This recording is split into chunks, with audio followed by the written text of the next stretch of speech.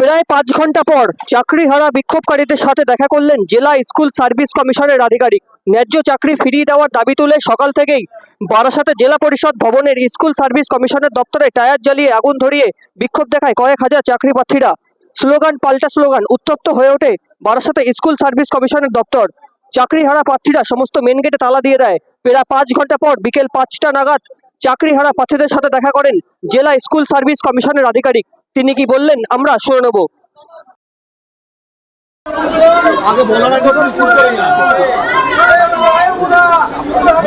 সবাইকে প্রথমে নমস্কার জানাই এবং আজকে যে দাবিগুলো ওনারা বললেন সেটা আমি গ্রহণ করে নিচ্ছি এবং যেখানে পাঠানোর নিশ্চয়ই আমরা পাঠানোর ব্যবস্থা করব।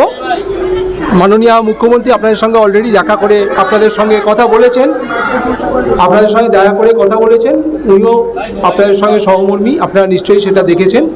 আর আপনারা যেটা আমাদের মেমোরেন্ডাম দিলেন আমরা নিশ্চয়ই গ্রহণ করলাম এবং সেটা গ্রহণ করে আমরা যেখানে পাঠানো নিশ্চয়ই পাঠিয়ে দেবো। হ্যাঁ নিশ্চয়ই দেবো।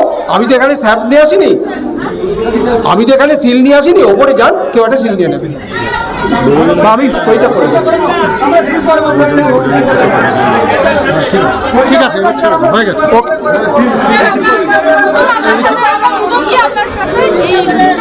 ঠিক আছে, দুজন যাবেন।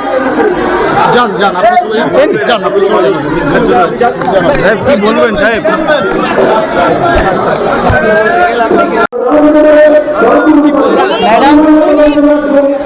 স্যার ওটা দিয়েছেন, রিসিভ করে দিয়েছেন আমাদেরকে এবং উনি বলেছেন অবশ্যই হলে ব্যাপারটা জানাবেন।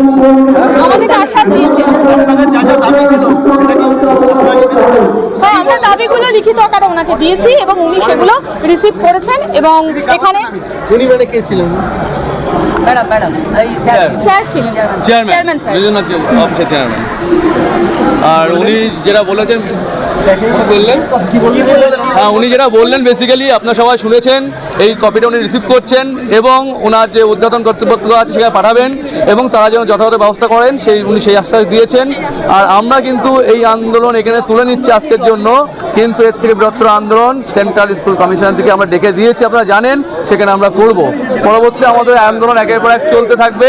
আজকের জন্য এখানে আন্দোলন আমরা তুলে নিচ্ছি, যেহেতু চেয়ারম্যান স্যার এসছেন, কথা বলেছেন এবং উদ্বোধন কর্তৃপক্ষের কাছে পাঠাবেন, সেই জন্য আমরা আজকের জন্য আন্দোলনটা এখানে তুলে নিচ্ছি। মৃন্ময় মণ্ডল।